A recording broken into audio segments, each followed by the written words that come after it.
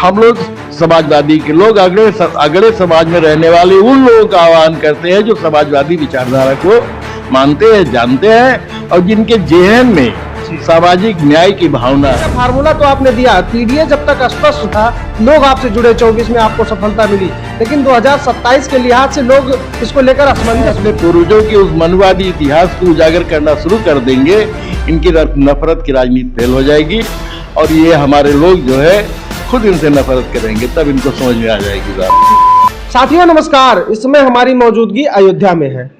2027 का जो विधानसभा चुनाव है वो अब दिन ब दिन नजदीक आता जा रहा है। समाजवादी पार्टी लगातार जमीन पर तैयारियों को लेकर जुटी है। हमारे साथ जिस शख्स को आप फ्रेम में देख रहे हैं, ये छोटे लाल यादव जी हैं, प्रदेश सचिव समाजवादी पार्टी, अयोध्या से हैं और अयोध्या को कहा जाता है कि भारतीय जनता पार्टी की राजनीति का केंद्र बिंदु है। आज की स्थिति की बात करें तो अयोध्या में समाजवादी पार्टी के एक सांसद को छोड़कर 5 विधानसभा सीट पर भारतीय जनता पार्टी का कब्जा है। बातचीत करेंगे 2027 को लेकर क्या तैयारियां चल रही। बहुत बहुत स्वागत है सर। बहुत बहुत धन्यवाद आपको।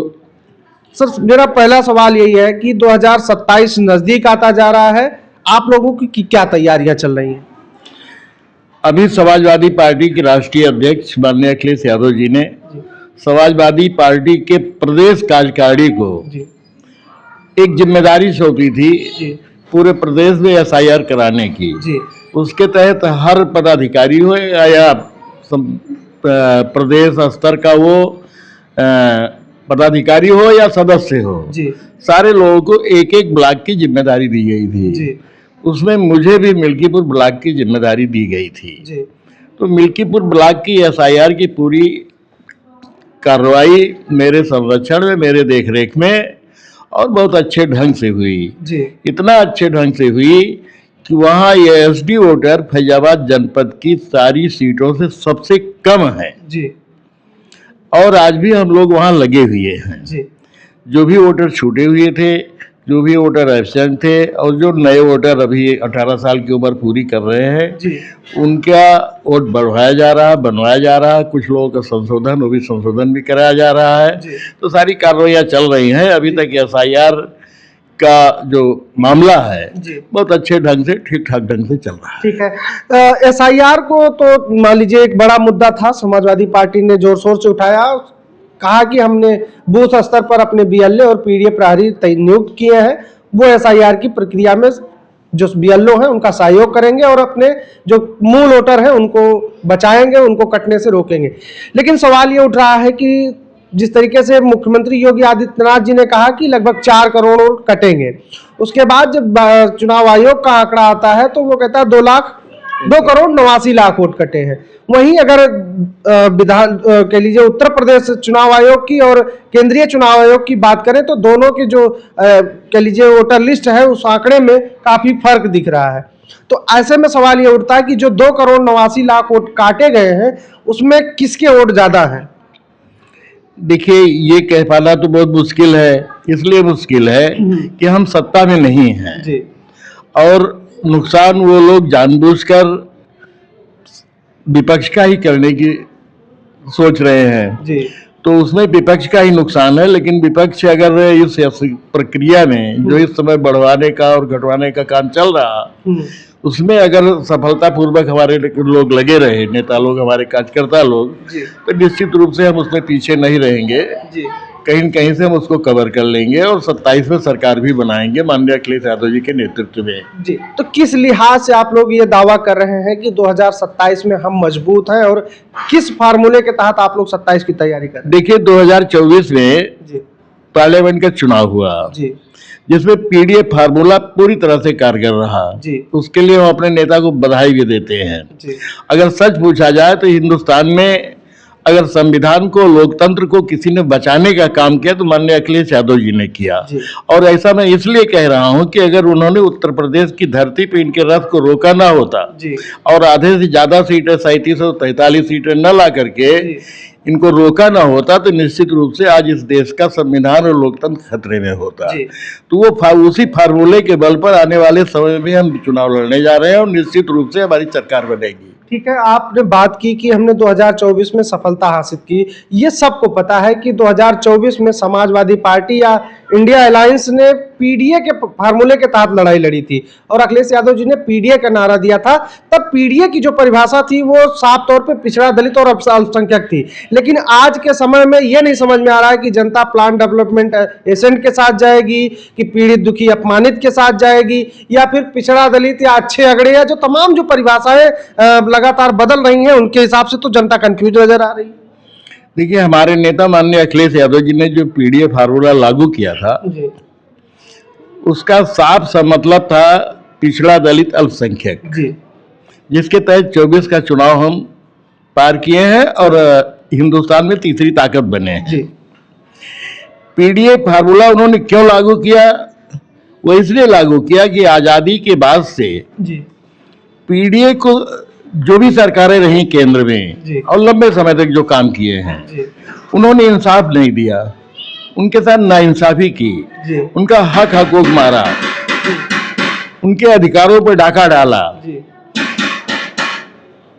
तो पीडीए को उनका हक हकूक और उनकी हिस्सेदारी, उनकी भागीदारी दिलाने के लिए पीडीए फार्मूला तैयार किया गया है। वो ऐसा नहीं है कि हम किसी का हिस्सा मार रहे हैं जी हम अपने महापुरुषों के बताए गए रास्ते पर चल रहे हैं। जी हमारे महापुरुषों ने कहा था कि हिंदुस्तान में जो भी रह रहा है सबका हिस्सा बनता है। जी इसलिए जो उन्होंने एक नारा दिया था, जिसकी जितनी संख्या भारी उसकी उतनी हिस्सेदारी, जी हम दलित को भी उसका हिस्सा देना चाहते हैं उसके संख्या अनुपात में, जी पिछड़ों को उसका हिस्सा देना चाहते हैं उसके संख्या अनुपात में, जी अल्पसंख्यकों को देना चाहते हैं उनके संख्या अनुपात में, जी और अगड़ों को भी उनके संख्या के अनुपात में हिस्सेदारी देना चाहते हैं। जी इसके लिए किसी को लड़ाई नहीं लड़ना चाहिए और जी कोई किसी के साथ अन्याय और नाइंसाफी नहीं होगी इस फार्मूले के तहत। और इसीलिए हम लोग समाजवादी के लोग अगड़े समाज में रहने वाले उन लोगों का आह्वान करते हैं जो समाजवादी विचारधारा को मानते हैं, जानते हैं और जिनके जेहन में जी सामाजिक न्याय की भावना है, जी जो दबे कुचले समाज के साथ सामाजिक न्याय करना चाहते हैं, जी उनको हिस्सेदारी देना चाहते हैं, उनका हक हिस्सा देना चाहते हैं। हम ऐसे लोगों का आह्वान करते हैं और मैं समझता हूं सामाजिक न्याय को देखते हुए आने वाले 27 के चुनाव में हिस्सेदारी के हिसाब से हमारे यहाँ टिकट का वितरण हुआ तो निश्चित रूप से 2/3 बहुमत से अखिलेश यादव जी आगे रहेंगे और इस प्रदेश के मुख्यमंत्री बनेंगे।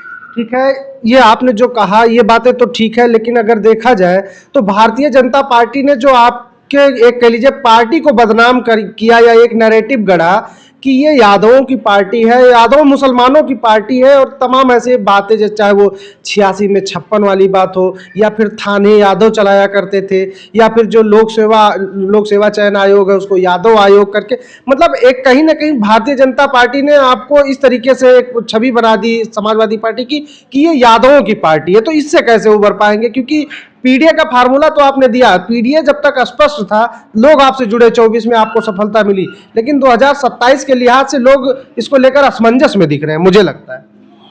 नहीं, असमंजस की स्थिति नहीं है। देखिए, जहां तक भारतीय जनता पार्टी और संघ का सवाल है जी ये झूठ की बुनियाद पर ही अपनी रचना रचते हैं। इनकी पूरी राजनीति झूठ के बुनियाद पे है। ये किसी भी झूठी बात को सच साबित करने की कला इनके अंदर है। एक झूठी बात को 100 बार कहते हैं सच हो जाता है। तो ये जो भी कह रहे हैं कि यादवों की पार्टी है, आप 37 मेंबर ऑफ पार्लियामेंट जीते हुए हैं, उसमें ब्राह्मण भी है, यादव भी है। यादव तो कम है, सबसे ज्यादा वर्मा बिरादरी के लोग हैं, मौर्य है, लोध है, कौन ऐसी बिरादरी है जो उसमें नहीं है? तो उनका ये कहना है कि यादवों की पार्टी वो सरासर गलत और झूठा इल्जाम है। और रही 56 में वो 86 में 56 की बात, तो वो तो 100% मनगढ़ंत है। उस समय 30 सीट निकली थी, 56 कहाँ से हो जाएंगे?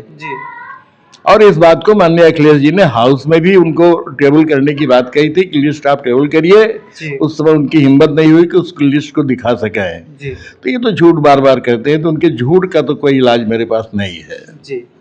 लेकिन एक जो सबसे बड़ी बात है कि आज के समय में भारतीय जनता पार्टी ने धर्म का मुखौटा आगे कर दिया है, या कह लीजिए कि धर्म का जो चेहरा है उसको आगे रखकर लगातार वो चुनाव में इस चीज को भुनाती है, और आप लोगों को चाहे वो धार्मिक मुद्दे हो या जातीय तौर पे आपको हिंदू विरोधी बता देती है और आप लोग उसको डिफेंड नहीं कर पा रहे हैं। देखिए, भारतीय जनता पार्टी इस देश में जिस व्यवस्था को लागू करना चाहती है, अभी पीडीए के लोग कायदे से उसको जान नहीं पाए हैं। भारतीय जनता पार्टी इस देश में मनुवादी व्यवस्था को थोपना चाहती है, और मैं समझता हूं कि हमारा जो पीडीए समाज है अपना तो इतिहास जान रहा है, लेकिन अपने पूर्वजों का इतिहास नहीं जानता है। जो मनुवादी व्यवस्था में हजारों वर्ष तक जिए हैं उनका इतिहास नहीं जानता है, और हमें चाहिए कि हम अपने पूर्वजों के इतिहास को अपने लोगों के बीच में उजागर करें। और जिस दिन हम अपने पूर्वजों के उस मनुवादी इतिहास को उजागर करना शुरू कर देंगे, इनकी नफरत की राजनीति फेल हो जाएगी, और ये हमारे लोग जो है खुद इनसे नफरत करेंगे, तब इनको समझ में आ जाएगी बात। ठीक है। एक पीडीए को लेकर एक अहम सवाल ये भी है कि लगातार भारतीय जनता पार्टी ने, चाहे वो जातीय, जो कह लीजिए जातीय पार्टियां कह लीजिए, या फिर जो कह लीजिए धर्म जाति के ठेकेदार बने बैठे हैं, अपने आप को कहते हैं कि हम अपने अपने समाज के वो मसीहा हैं, चाहे वो कह लीजिए political godfather of fisherman Sanjay Nishad हों, या फिर ओम प्रकाश राजभर हों, अनुप्रिया पटेल हों, या अभी देखिए उन्होंने पंकज चौधरी को केंद्र से राज्य में ला दिया, या फिर अगर आप बात करते हैं अन्य जातियों के, तो स्वतंत्र देव सिंह, तो तमाम अन्य पिछड़े जातियों का उन्होंने एक गुलदस्ता तैयार करके समाज के सामने रखा है। और आप लोग सिर्फ पीडीए की बात कर रहे हैं, तो इन सब लोगों का क्या होगा? ये लोग तो सत्ता में है, लेकिन आरक्षण के नाम पे या तमाम अन्य जो समाज के मुद्दे हैं उस पर ये चुप हो जाते हैं, लेकिन आप लोग उसको भुना नहीं पाते। देखिए, जितने भी लोग पार्टियां बनाए हुई हैं बैकवर्ड समाज से, ज्यादातर शेड्यूल कास्ट के जी, और चाहे ओम प्रकाश राजभर हो, चाहे संजय निषाद जी हो, और चाहे अनुप्रिया पटेल जी हो, आशीष पटेल जी हो, जयंत चौधरी हो, या बीजेपी में काम कर रहे केशव मौर्य जैसे लोग हों, जो अपने समाज को कसाई के खूंटे पे बांधने का काम कर रहे हैं। ये पद लोलुप लोग हैं, ये सत्ता के मोह में, पद की लालच में, सम्मान के मुंह में वहां फंसे हुए हैं। इस समाज के प्रति इनका कोई उत्तरदायित्व तो नहीं दिखाई दे रहा है कि समाज के प्रति कहीं से उत्तरदायी हो। समाज के साथ किस तरह से अन्याय हो रहा है, किस तरह से उसका शोषण हो रहा है, और किस तरह से उत्पीड़न हो रहा है, उस पर एक भी शब्द बोलने की इनकी हिम्मत नहीं है। किस तरह से लूट हुए पदों का, गोरखपुर में अभी 71 में 68 एक ही बिरादरी के, चंद बिरादरी के लोगों को डाला गया। लेखपाल वाली भर्ती में वन्य अखिलेश जी इतनी लड़ाई न लड़े होते तो शायद सही तरीके से रिजर्वेशन न मिला होता। अर्बन बैंक की पोजीशन आपने देख ही लिया है कि 100% अपने लोगों को भर दिया है। ये क्या कर रहे हैं? यहाँ मलाई तो खाने के लिए बैठे हुए हैं, इनसे समाज क्या उम्मीद करता है? तो समाज अभी भ्रमित है, वो समझ नहीं पा रहा है। एक बृहद कार्यक्रम समाजवादी पार्टी के स्तर से चलाना पड़ेगा, और इन लोगों को वो करना पड़ेगा, एक्सपोज करना पड़ेगा। इनके मुंह से जो पर्दा है उसको हटाना पड़ेगा, इनकी औकात, इनकी असलियत बताना पड़ेगा समाज में, तब जाकर के समाज, हमें इनको नहीं, हमें नेताओं को नहीं जोड़ने की जरूरत है, हमें समाज को जोड़ने का जरूरत है। हम समाज को जोड़ने के लिए अपने संगठन को बृहद स्तर पर बढ़ाने का काम करें, तो निश्चित रूप से तमाम वर्ग के लोगों को जब हम उसमें जोड़ करके आगे बढ़ेंगे और कैडराइज करेंगे, उनको प्रशिक्षण देंगे, तब जाके हमारा समाज मजबूत समाज बन पाएगा। तो नेता का मुंह नहीं देखेगा, तब वो देखा कि कौन पार्टी लड़ाई लड़ रही है।